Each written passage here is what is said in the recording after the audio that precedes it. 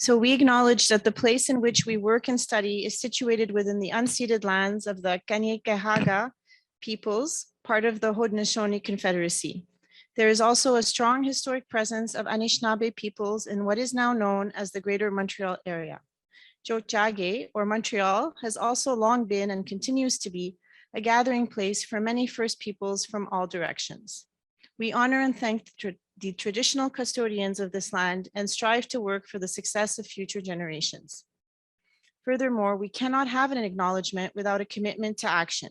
At Vanier College, we are striving to remain engaged in the process of conciliation by incorporating all principles of the Indigenous Education Protocol in our current strategic plan. We will continue to work for the success of future generations of students from all backgrounds.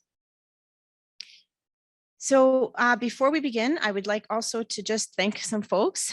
So Vanier's Women's and Gender Studies Committee would like to thank the Ministère de l'Éducation et de l'Enseignement Supérieur, the Vanier College Administration, the Faculty of Arts, Business, and Social Sciences, especially Nora and Ivanka, who have been of tremendous support, Vanier's Communications and Corporate Affairs Office, the VCTA, the Open Door Network, the Indigenous Studies Program, Vanier's Student Services, Vanier's Official Services, Financial Services Office, and Vanier's Department of Communications, Media, and Studio Arts for their financial and administrative support, as well as Dawson's Peace Center. Finally, I'd like to thank Bruce Norton from Vanier OSTM Micromedia, as well as Patty Kingsmill from the SCI office, who have provided invaluable instruction throughout the process. If you're not familiar with the Zoom platform, please note that you may change your viewing preference for the screen by clicking on View in the top right corner of the Zoom window, which will enable you to select either a full gallery view or an individual speaker. Also, if you wish to ask any questions during or after the presentation, if there's time to respond to them, then please type them in the Q&A box, which you may access by clicking on the Q&A icon at the bottom of the Zoom window. Verbal access and the chat function have been disabled for audience members during this webinar. By audience members, we mean the folks that are tuning into the event via Zoom. So without further ado, please let me introduce our special guest today. Okay, there we go. All right. So Kanjehtiio Horn is a Canadian actress from Kahnawake, the Mohawk Reserve outside of Montreal. She started as Mary in the National Geographic series Barkskins, based on the 2016 best-selling novel of Pulitzer Prize-winning author Annie Proulx, and currently appears in Tanis and the critically acclaimed comedy series Letterkenny, created by fellow Canadian Jacob Tierney. Tiio hosts the podcast Coffee with My Ma, of which I am a tremendous fan, by the way, sharing the adventures and experiences of her activist mother, Kanjehtiio, as well as the CBC podcast Telling Our Twisted Stories, a series that reclaims Indigenous history for exploring words of meanings, by exploring words whose meanings have been twisted by centuries of colonization. Thank you so much for being here with us today. Let's give our guests a warm welcome. Hi, can you guys hear me? Yes, okay, cool. I'm just gonna take one slide off because I can't hear myself. Wait, okay, Skana Zoagwegu. My name is Kanjehtiio Horn. I am a Kanjehtiio woman from Kahnawake. I am 36 years old. I'm proud to say my age now. I don't know why I wasn't before, but now I'm like, yeah, I'm 36. I am Bear Clan, and I'm an actress, and I also created a podcast, like she said, called Coffee with My Ma. And I also hosted Telling Our Twisted Histories, a CBC podcast. So I was told to talk about family, and I have a pretty awesome family. I love my family that I come from. I guess I'll just tell you a bit about them. My mother is Kanjehtiio Horn, and she was one of the first, I guess, Indigenous supermodels in the 60s. And she used her platform to bring awareness to Indigenous issues that she was very, very passionate about. One thing I realized, you know, kind of diving deeper into the things that she did, was I saw that, you know, especially at the time, you know, she was born in 1940, so she started modeling after she won this Snow Queen pageant in Montreal. She started modeling after that just to make some extra cash. And she talks about how, you know, she was revered for her looks and everything. And but the second that she opened her mouth, everybody sort of turned on her. And that's something that I sort of have, you know, kind of explored in the podcast that I do with her. And there's also a dude who's his name is Policy Sequasis. He's a Cree writer from Saskatchewan, and he's actually doing a book on my mother. He's just concentrating on the 60s. And it's been really, really interesting to kind of, I mean, I'm not doing the research, you know, but every once in a while, he'll send me an article that he's found written about my mother. And just the way that they spoke about not only just women back in the day, but Indigenous women is just appalling. But yeah, that's just a little bit. We can go more into my mother later, but I have 6 older sisters. I'm the youngest. I had a brother. My mom lost him to crib death, to SIDS in the 70s. So my mom had 3 daughters, 3 surviving daughters, and my dad had 3 daughters.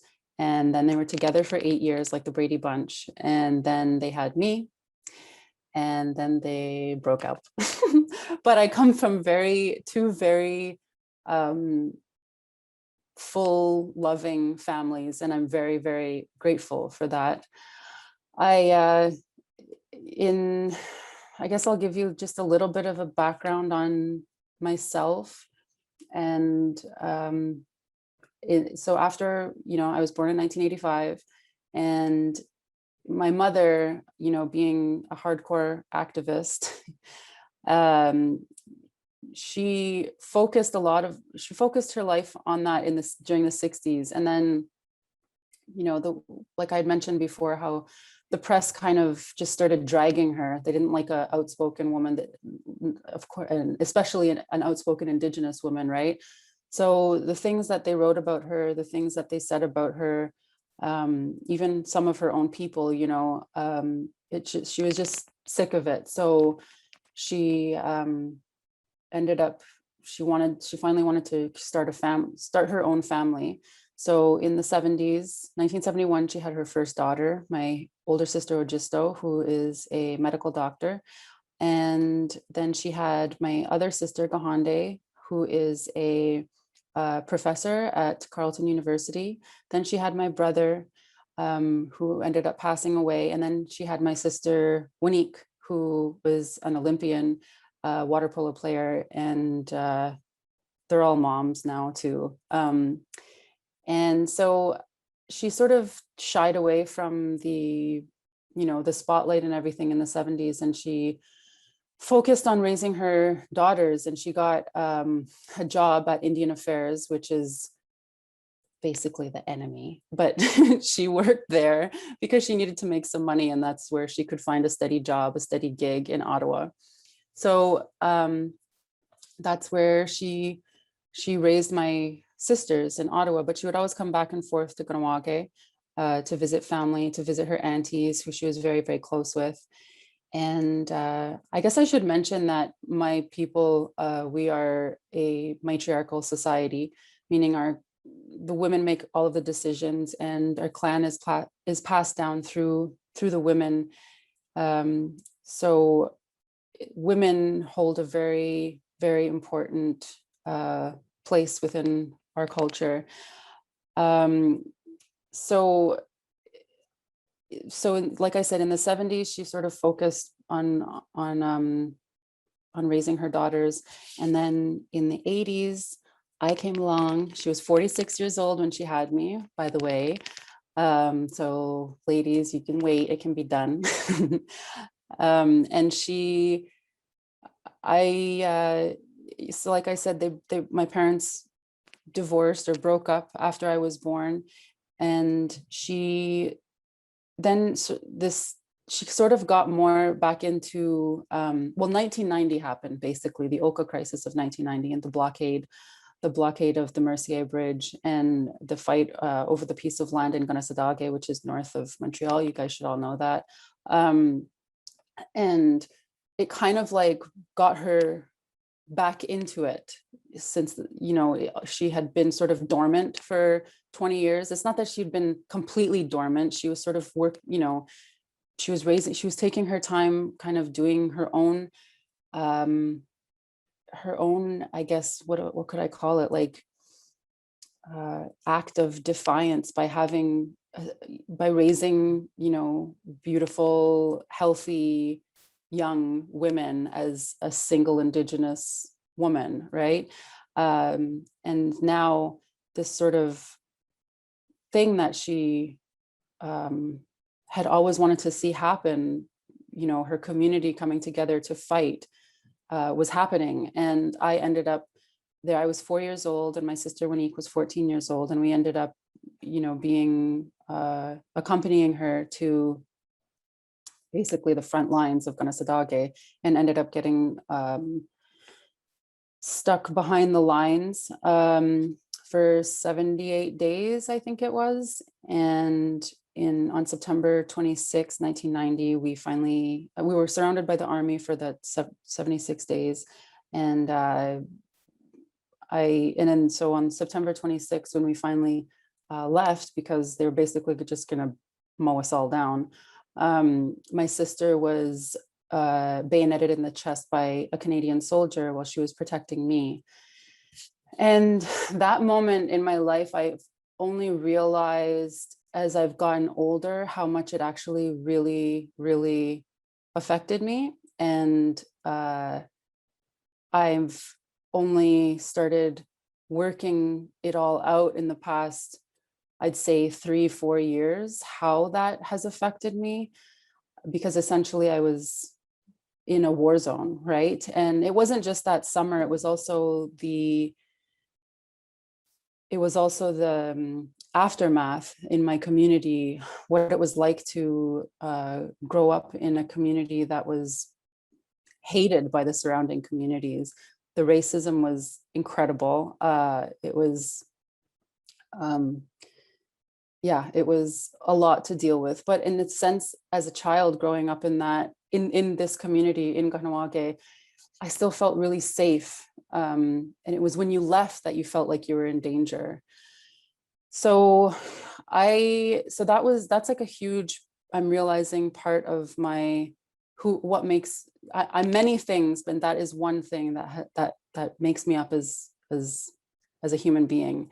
And I never really understood how that affected me until maybe 5 or 6 years ago. There was this documentary that was made, and there was this new footage that I had never seen before. I guess I had always sort of kind of kept it as like I sort of dealt with it in a different way. Like I was always like, yeah, I was there, like, look me, like 4 years old. And I don't know. And then as I got older and I saw this new footage of little me kind of being pushed around, holding onto my sister's hand, I could hear me screaming, 4-year-old me screaming. It set something off in my brain, and my PTSD like came back like full hardcore. It's not often that you can really share that your most traumatic experience in your entire life was actually recorded too. So that was something that I had to deal with. And every year on the anniversaries, everybody loves to put that on the front page of things. And it's there's a very famous picture, is what I'm saying, and people, it comes up every year. So I really had to figure out how to deal with this event that happened in my life. And I guess so this documentary came out and it kind of like flicked this switch in my brain, and everything sort of, kind of came to the surface. And I knew that I really needed therapy. But some reason I was so busy and I wanted to get the right person. And finally, when I was pregnant, at the beginning of the pandemic, I got pregnant, and then like the pandemic was called like 5 days later. So I have a little pandemic baby. And I remember when all the George Floyd stuff was going on, and then there was this, like there was nothing to do. So you're always on your phone and getting all of this information. And for the first time in my life, I couldn't self-medicate. I couldn't drink it away. I couldn't do drugs.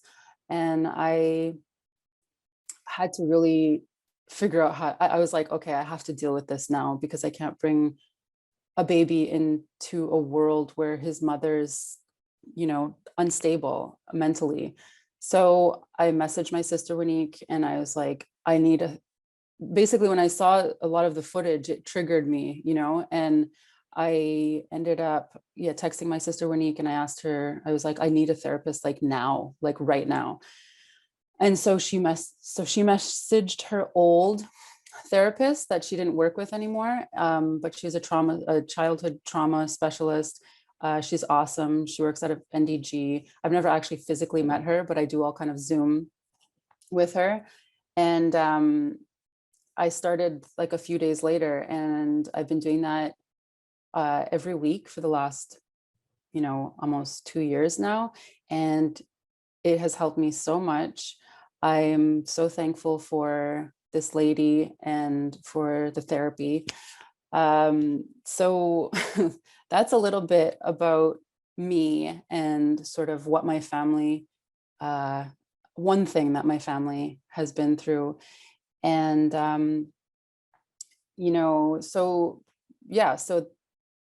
after, I guess, like in the 90s, when I was a kid, into the 2000s, I really concentrated on sports. I always sort of knew I wanted to be an actress. I don't know why. It was sort of what I wanted to do. And my mom was always like, if you're going to do something, you do it to the best of your abilities. Even if you're going to be a dishwasher, you be the best dishwasher that you can be, So there wasn't really much arts offered in Kahnawake at the time. So I really focused on swimming, and I played water polo for CAMO, Club Aquatique Montréal Olympique. I would have to take Monday to Friday. I would take the metro I would take a taxi from Kahnawake to Angrignon, and then take the metro all the way to Cremazie, and then take a bus to Claude Robillard. I must have really liked water polo to do all that. And my sister, she trained at the same place when she was training for the Olympics, and we had the same coach. My mom, she, in order to pay for all of this stuff, she ended up working at the casino while I was in high school, a casino in Agosasne. And so she would pay for all of the things that needed to be paid for in order for me to do sport, basically. I graduated high school when I was 16 years old, and I remember I got off the plane from a tournament in Hawaii, and the next day I had my orientation for theater school at Dawson. And I remember being like in genuine culture shock, because for the first time, I mean, theater people are weird. Let's be real. Theater people are weird. And I was like, I don't belong with these people. And so for the first year of my theater school experience, I was like, I'm going to quit. I'm quitting. I was like, this is so weird. My mom drove me to school every day because I didn't have my license yet. I was 16. And she would be like, how was it? I'm like, I don't know. I don't belong. I don't know if I belong here. This is weird. And she's like, well, maybe you should just finish the semester so that you can return and go into something else at the beginning of the next semester. And then I was like, you know what, maybe I'll just finish the year and then I'll come back for the second year sometime down the road. So I can leave it open like that. And then I ended up staying. And in the second year, I was actually the president of the theater like club, basically. So I went from I don't belong here to like full on theater geek. And so what I realized is looking back, I was so young. I was 16, my goodness. And I had never really, I guess, like I was a jock. I grew up kind of a jock, but I knew I wanted to do this thing, this acting thing. But I knew I had to get this training before I could ever go out there into the world. I wanted to know that I could do this. If between action and cut, I could do it. I wanted to know that I had the tools in my tool belt to be able to do this to the best of my abilities. So I finished theater school and then I got an agent when I was 19 and I've been working ever since. I guess talking about family too, you know, I realized looking back when I was sort of thinking about like talking about family, I realized, you know, I have an amazing family, my blood family. But I also really created amazing families as I went through life. You know, I had my theater school family. We knew everything about each other. We were so unbelievably close. And then after theater school, I had all of my actor buddies, you know, the people that I moved out and I've lived in the city. I lived on Saint-Urbain and Mount Royal for a few years. And then I moved up to Mile End and I had my crew, you know, and I still talk to some of them. We're still pretty tight. And, you know, I realize they know this part of me and part of this life. And there's just something so grounding about that. Like they know where I came from. They know that I started from the bottom, you know? And I love that. I love that about the family that you have and the family that you create. So I guess you know, it wasn't easy. I didn't just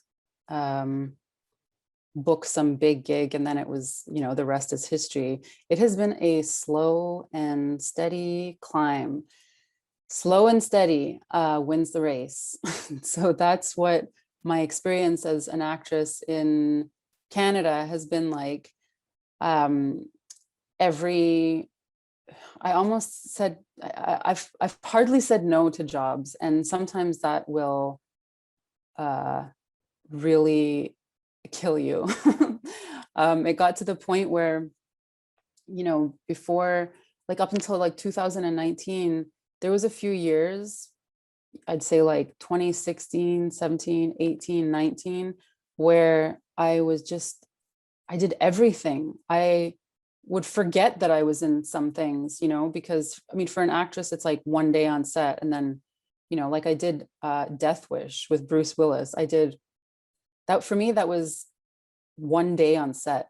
And then a year later, people are like, oh my God, I saw you in Death Wish. I was like, oh yeah, I forgot I was in that. But that was me saying no to, I mean, not saying no to anything and to just doing everything. And I really learned that you got to learn how to say no to stuff. And I really learned about self-care and that there'll be more gigs. So one thing, I guess, that I really loved, I eventually moved to Toronto because as an Anglo in Montreal, you eventually have to, it becomes too small and there's not enough work, there's not enough opportunities. So everybody goes to Toronto. So I went to Toronto, and what was really incredible to me was the Indigenous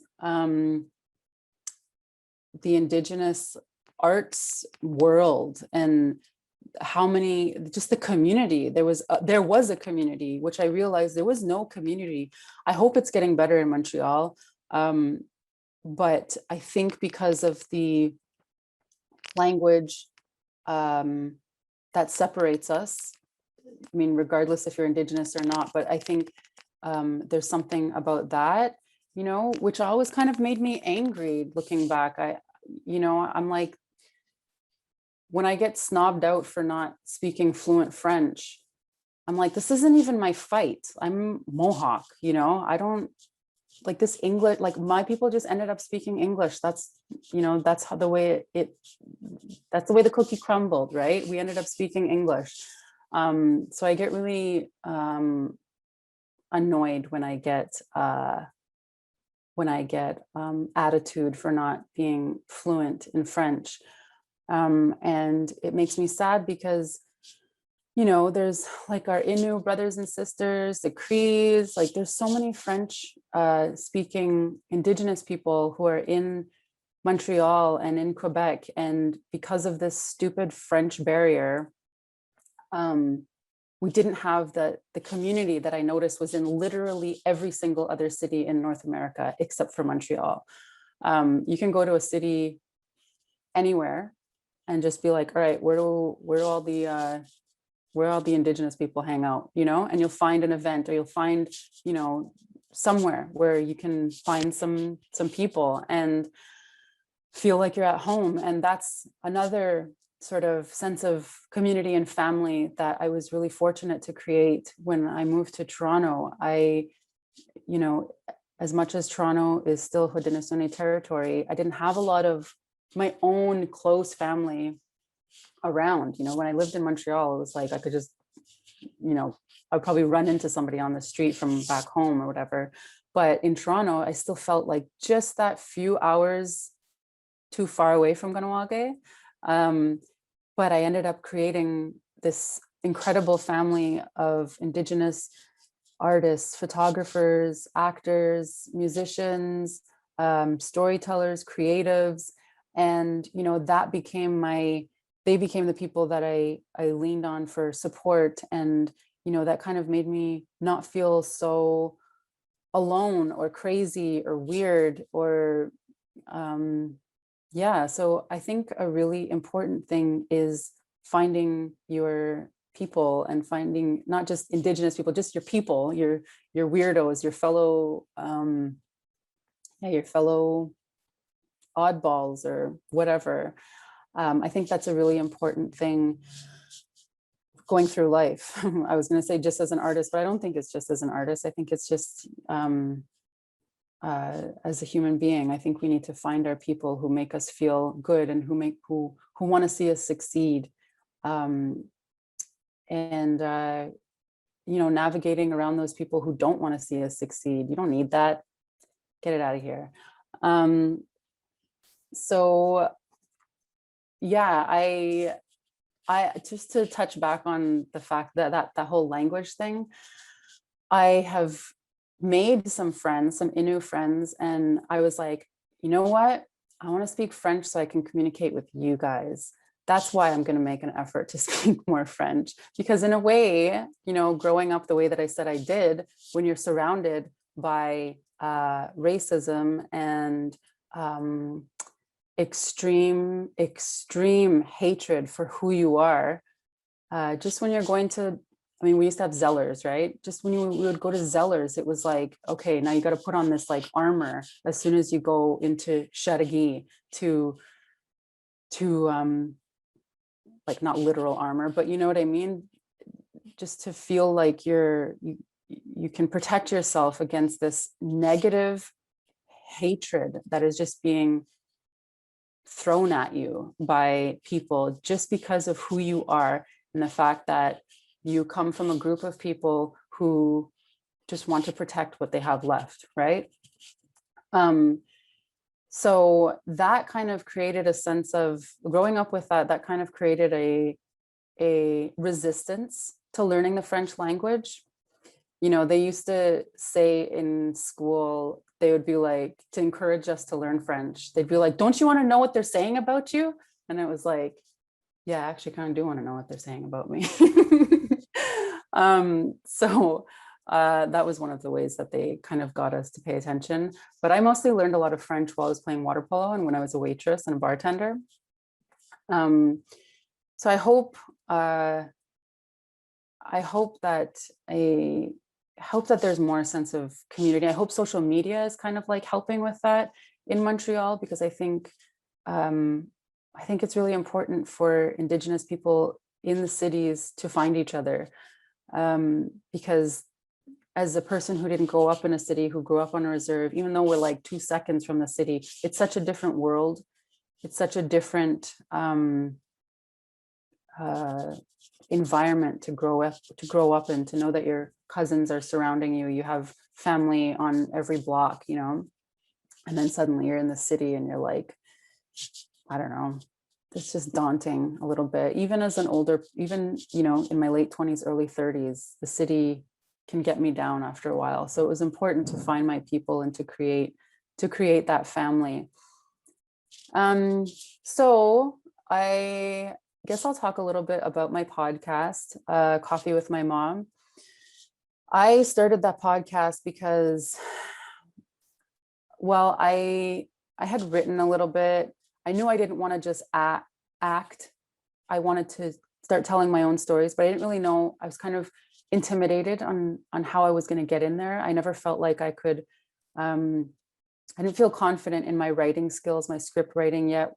So I discovered this thing called podcasts years back. And, you know, there was these women who were doing these true crime podcasts, which I'm super into. And they were like doing it in their closets while their kids were having nap time, you know? And I was like, you know what, if these ladies can do it, I can do it. So I had all of these stories that I started recording with my mother, and I had maybe about 4 of them that I just asked her, I was like, can I record this? She's like, sure. And I realized I didn't know what I was going to do with them. I just wanted them because my mother's 82 years old, or she's turning 82 in April. And we grew up hearing all of these stories all the time, and they're entertaining stories, they're heartbreaking stories, they're empowering stories. And, you know, she's just an incredible woman. And I just felt like I needed to save these stories. They had to go somewhere, because we would always be like, Mom, can you write your book? Can you write a book? Can you write a book? And she was always like resistant to it. She never would sit down and do it, you know? So this sort of felt like the best medium for me and her, you know, for her to tell her, oh my God, my phone's ringing, 1 second. Okay. So it just felt like the right, way for her to get her story out there. I think it's easier for somebody to just tell it to somebody rather than sit down and go through, because I could ask her, I wanted to know all these, how did you feel when that happened? What were you wearing? You know, so I asked her all of these sort of questions as she's telling me that I don't think she would even like really pay attention to as she was writing. And plus she doesn't really write from, she has this blog, and it's very like, I don't know how to explain it, like activist-y, kind of like just call to action. That's how she writes, you know. She's not, when she writes from the first person, she doesn't put a lot of emotions into it. So when I would record her stories, I would get those things out of her. And my sisters, they were all really, really encouraging, and my nieces and nephews, and they were like, we want to hear more of these stories. Or my nieces would be like, I never heard that story. Or so I had this audio stuff of me and my mother talking, and I applied for a grant, and I ended up doing 99% of it by myself. I hired an editor who could make it sound professional.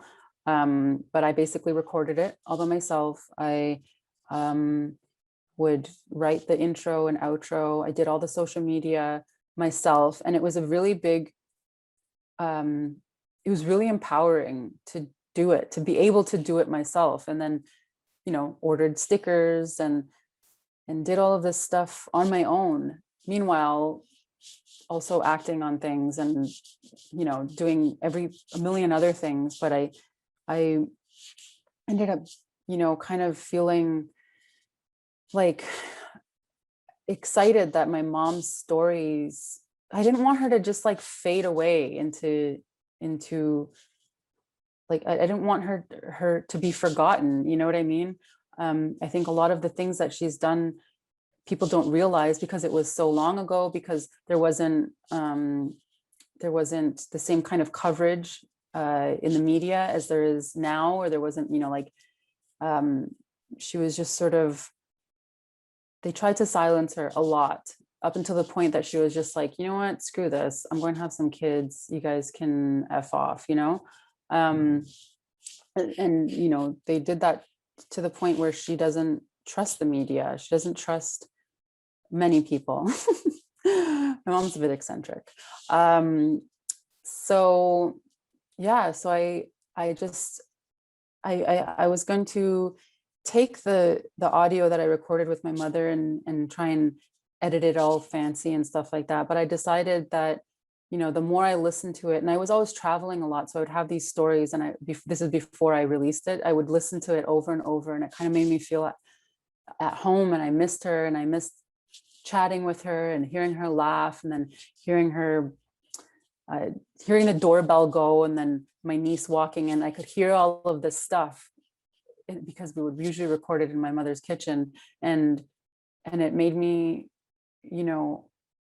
long for that and miss it. And I felt like after a while, when I would listen to it, I was like, that's where the charm is in this, is you're being invited into my mother's kitchen, a place that you would never be invited unless, you were a family or a friend.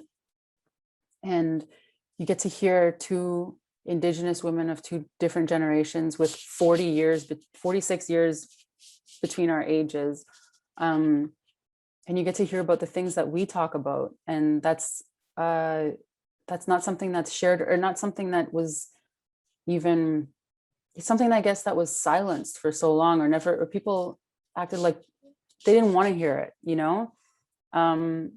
and the response that I got from once I released it was just incredible. I was like, oh, good, people are picking up what I'm trying to put down. That's really encouraging. And like I said, really empowering. And I wanted to inspire other people to go, and everybody has stories, and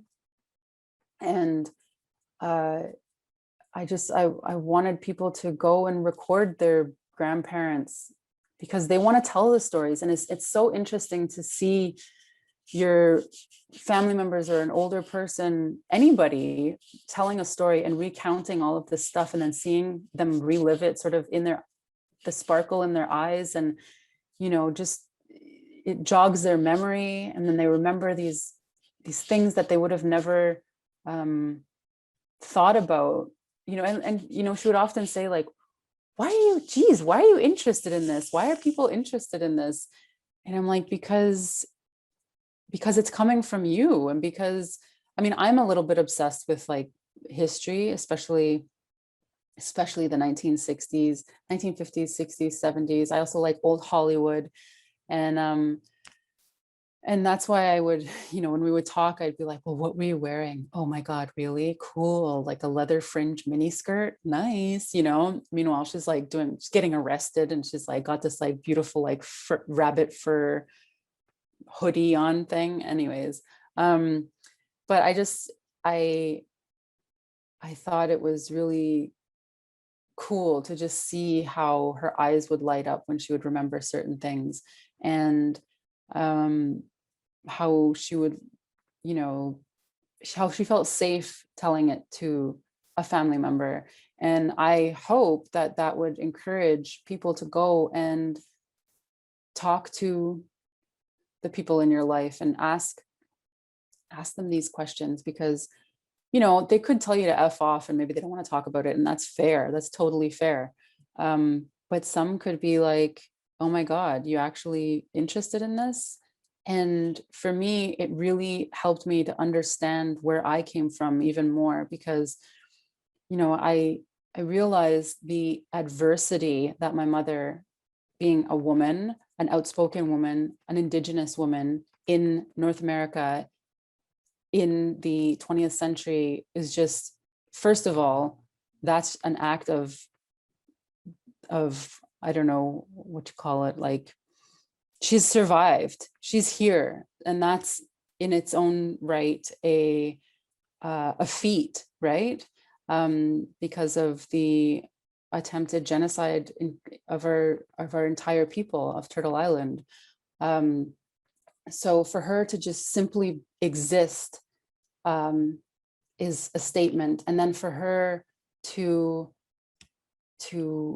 raise healthy, successful women is incredible on top of that. And I mean, not to say that we're like these perfect people. You know, I've struggled with addiction, and but now I also understand why I do, you know, through all this therapy and everything. But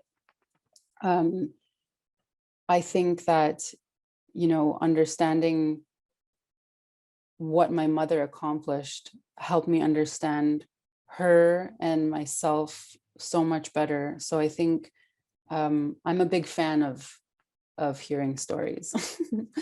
And I guess that's can bring me to becoming a mother myself. I always knew that I wanted to be a mother, and for some reason people are just astounded by it. They're like, really, you? I'm like, what is that supposed to mean? Just because I partied my face off for like 15 years doesn't mean I didn't want to become a mom one day. But I think around, I knew I didn't want a baby in my 20s. I knew that. And I knew that I had to start getting serious and thinking about like, okay, what are you going to do? Like, you know, you better make this happen. Once I like hit my 30s, I really started thinking about it. And then when I was like, I don't know, like 32, 33, I started taking prenatals. I was like, you never know, it could happen. But I also was like trying to settle all of the mistakes that I made in my 20s. I had to settle in my early 30s, get my taxes in order, all adult stuff. I had this friend, or have this friend. We had this like group chat, and well, there was like 3 of us, and we called it our adulting group chat. And we just sort of, every time we would accomplish something or like have to go out adulting the next day or whatever, we would be like, I just did this grant, you know, submitted a grant, and we would just like encourage each other and be like, good job adulting, or, you know, I applied for a loan and like stuff like that, or I went and I did my taxes. And I had this, again, family that I created who were extremely encouraging of these things. And it was really, really hard. Oh my God, being an adult is hard. So so I really knew that I had to get all of this stuff under control. And then my very good friend and I decided to have a baby together. We're together now, but we were just friends at first. And I was just also done with partying and the lifestyle that I had kind of just sort of been accustomed to. That became kind of a habit. It was just this habit that and I was like, I'm so bored of this. This is so boring, but I need something I wasn't stopping for myself. And once I got pregnant, I realized like getting therapy, you know, stopping, you know, this partying lifestyle, basically, I realized that I guess for me, I needed a reason to stop it other than myself. You know, before I couldn't take a flippin' multivitamin to save my life. But when I knew that I had to be responsible for another human being, then, oh my God, I'm all on top of my multivitamins now. And yeah, so I got pregnant, and then the pandemic was called like 5 days later. And so that was a really interesting time to be pregnant. It was scary. And it was also a really hardcore time to be like super self-reflective. And, there was times where it was just so odd to be sitting in like a room with all these other women pregnant, like at the ultrasound and stuff like that. We all have our masks on and we're just like, what the heck, everybody's eyes were like freaked out. It was a trip being pregnant during the pandemic, and then having a baby again in like the second wave or whatever. He was born in November 2020. So that was also a trip. But he has taught me so much. He has taught me when to say no about work and about, stuff like that. Like I used to just, like I said, I was piling stuff on, and to the point where I was losing my hair. And I just wasn't okay. I was tired and drained and probably not doing my best work.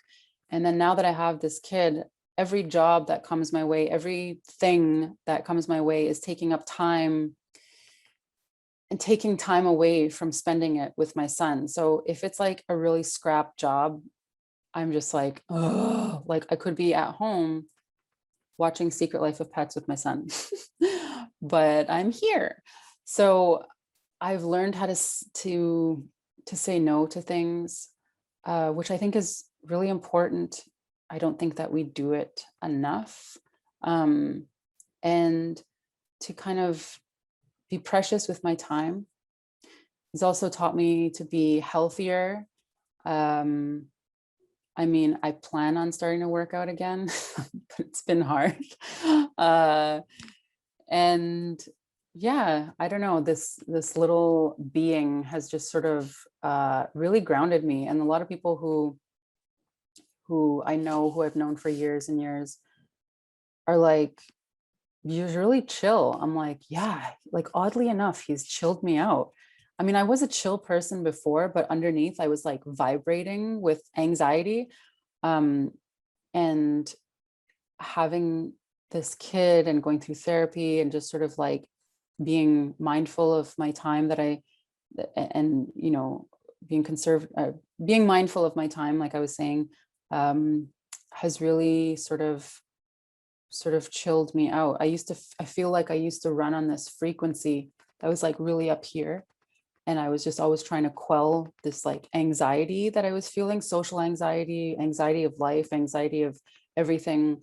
And I would, self-medicate.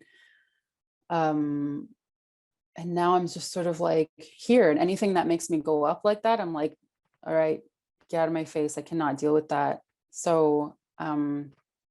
And, it might be a pet that helps you, I'm not saying go out and get knocked up and you'll chill out. This is just my experience. It could be a pet, it could be writing, it could be whatever makes you happy, or whatever gives you the reason to take better care of yourself. For me, it was a number of things, but it was especially my son. I really needed him, I wished for him, and here he is, and he's the bomb. So yeah, I don't know, it's 2:00. I guess if anybody, I don't know if I talked enough about family, my family, but Can if you hear anybody has, me? yeah, everyone, if Okay, anyone I has don't. questions. Yeah, I think, thank you very much. Was it all right? We have about 15 minutes for questions. So Okay. people can either come up to the mic here, or are there any Zoom questions, ladies in the front? Okay, well, we'll keep monitoring that. Alan? Okay.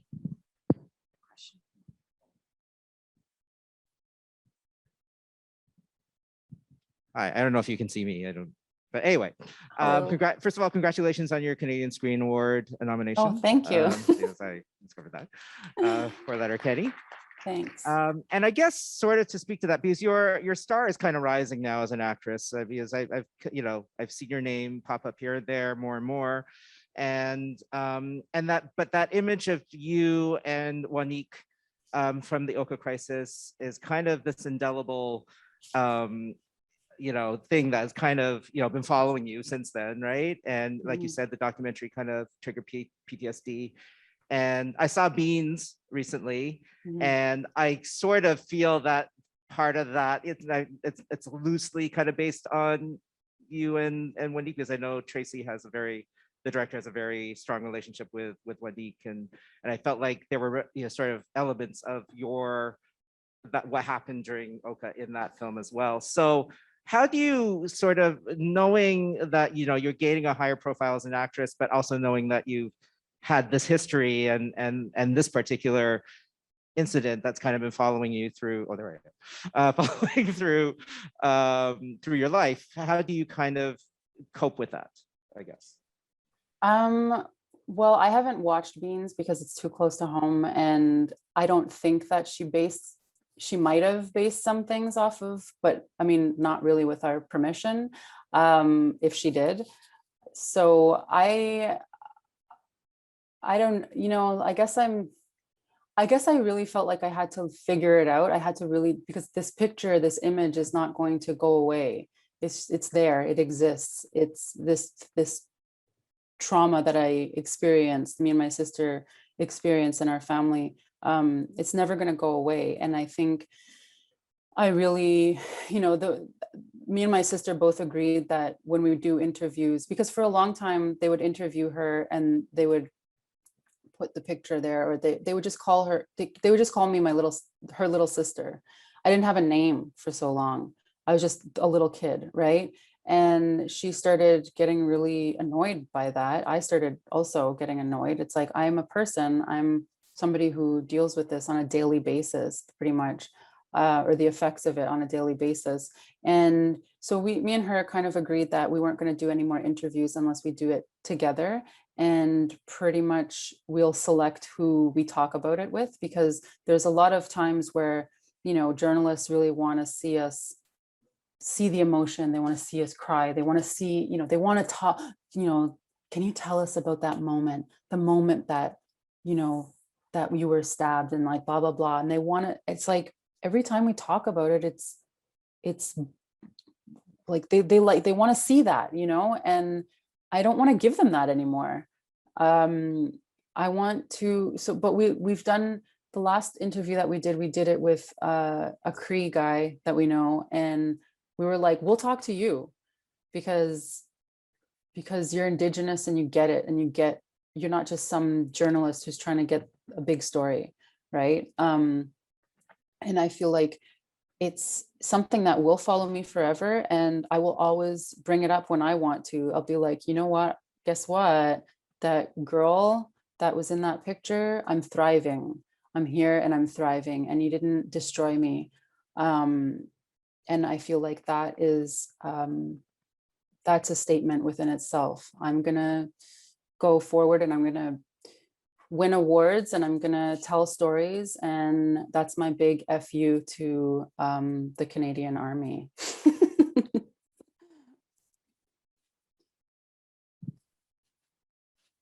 Any other questions? Any?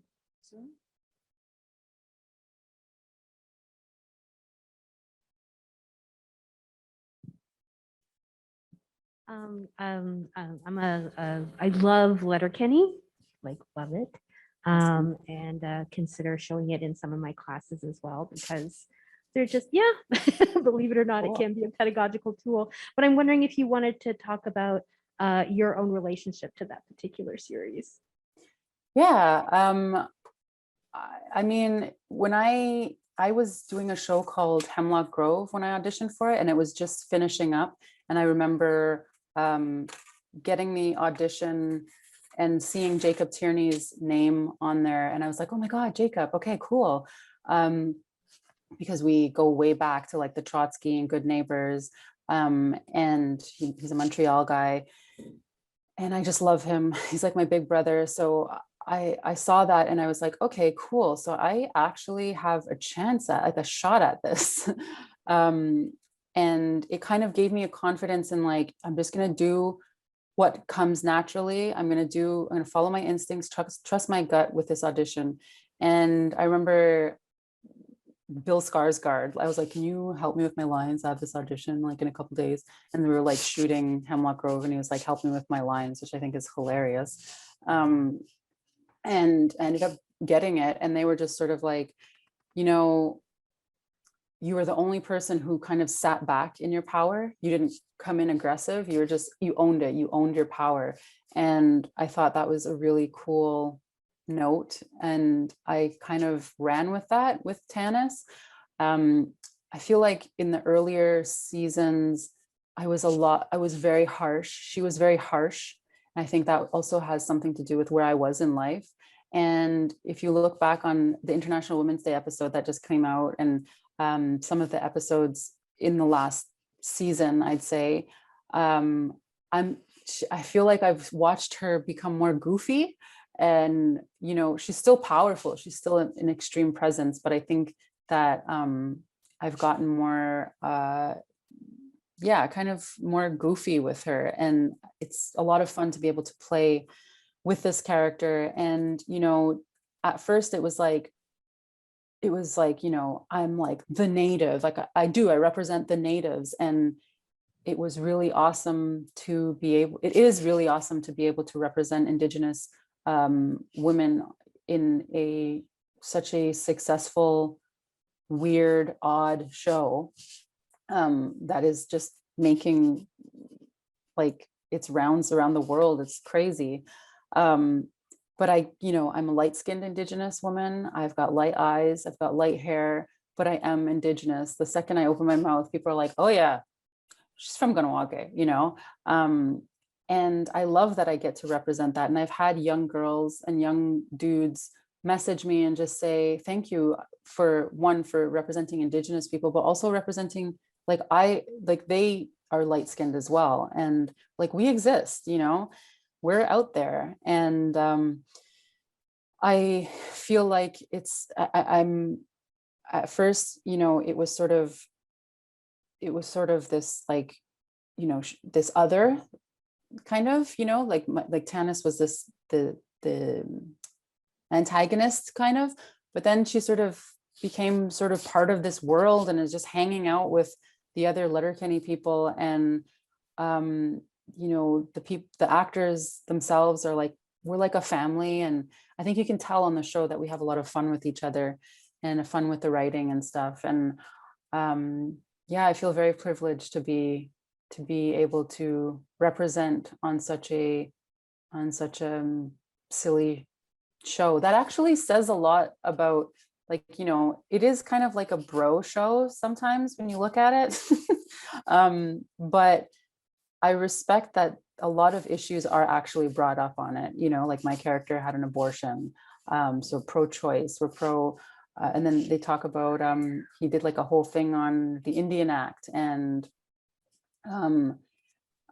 blood quantum. And like, it's like, when would like, what, you know, Letterkenny brought that up. It's really interesting, the things that you can get away with on shows like that without shoving it down people's throats, right?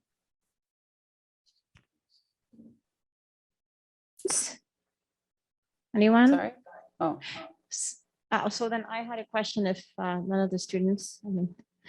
Okay, so I wanted to ask you two things. Could you give us the title of the documentary you mentioned when you were speaking earlier, the one about the Oka crisis, that would be a good reference for us to watch, the students and other folks who are interested? I wouldn't watch that one. No? Oh, okay. My sister wants to nail the lady who made it. She's so really, really pissed. Yeah, because ethically, the way that this woman went about it wasn't, you know, she claims to be really part of the community and everything, but if you're going to be part of the community, you would have reached out. She said the day before that it premiered on TV, she messaged my sister and was like, oh, just FYI, we found a little bit more footage that might be a little bit triggering. I hope that's okay with you. But, you know, didn't do it in the best way, which made us really not trust journalists. But you can watch something called O Canada, OKANADA. That's on YouTube. There's also Rocks at Whiskey Trench. That's another documentary that's really good. And there's also Gunnasadage, 270 Years of Resistance. And, you know, if you just kind of Google me and my sister's names, it'll come up. And thank you for the references. My other question was, how has it been for you navigating as an Indigenous actress, as an Indigenous woman, actor in the movie business? Just, you know, Sarah Polly's book just came out, and she's talking a lot about what it was like for her as a child actor and so on in the movie industry in Canada and so on. She's not Indigenous, but it just recently we've been hearing there've been a lot of interviews with her, and I think we think that in Canada things are much cleaner perhaps than they are in the States, but perhaps that's not the case. I don't know. No, Anyway, I don't think it share. is. I mean, the only difference is we make less money in Canada. But I think, I mean, when I graduated theater school, me and my agent sort of had a talk, like, I remember it being mentioned, like, I'm not going to get cast in Indigenous roles because of how I look. That's just because of the way that, you know, the industry views us. They wanted to keep us in a certain box, and that's it.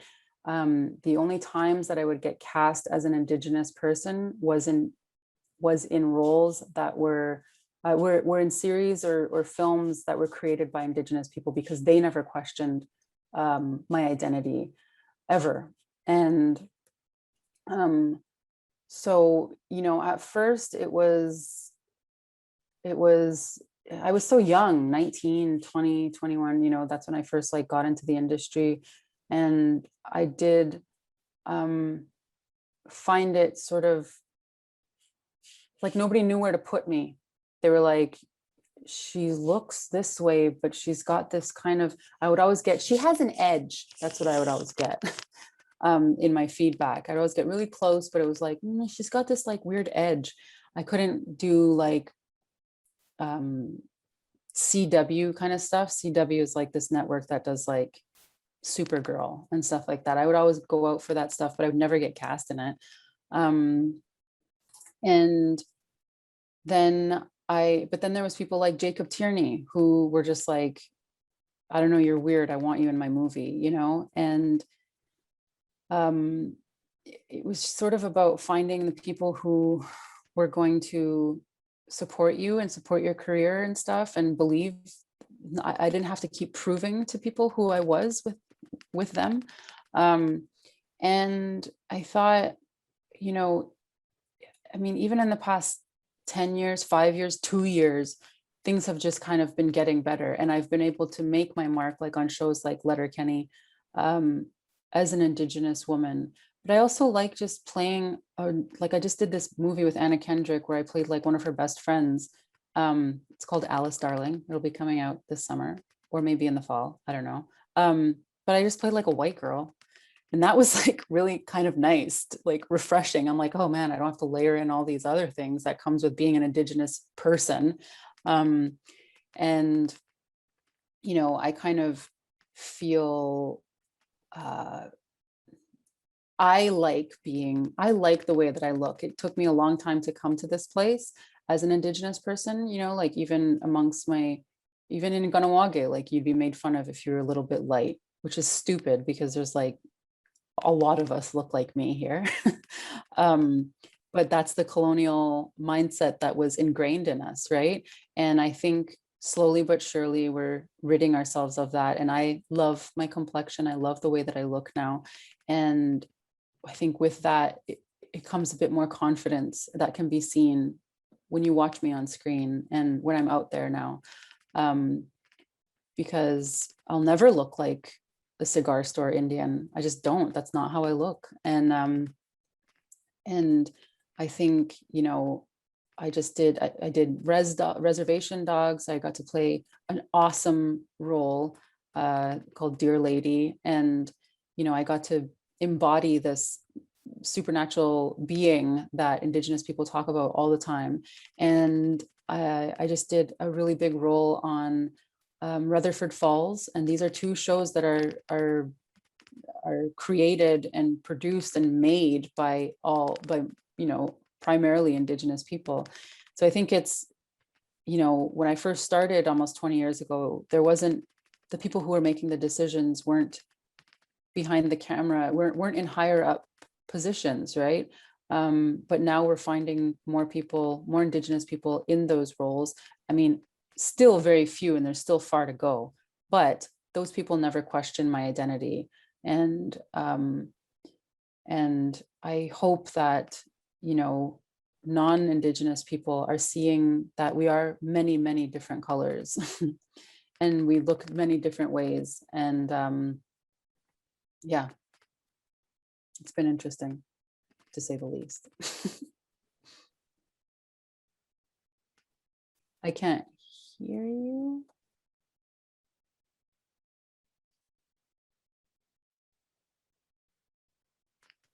Hello. Hear me now? Oh, yeah, yeah. Sorry. I think, are there any other questions from the audience? Yeah, I think we're about at that time. So I'd like to thank you so much. Yeah, thanks for having me. Today. It was really a pleasure. Happy International Women's Day week, year. And best wishes.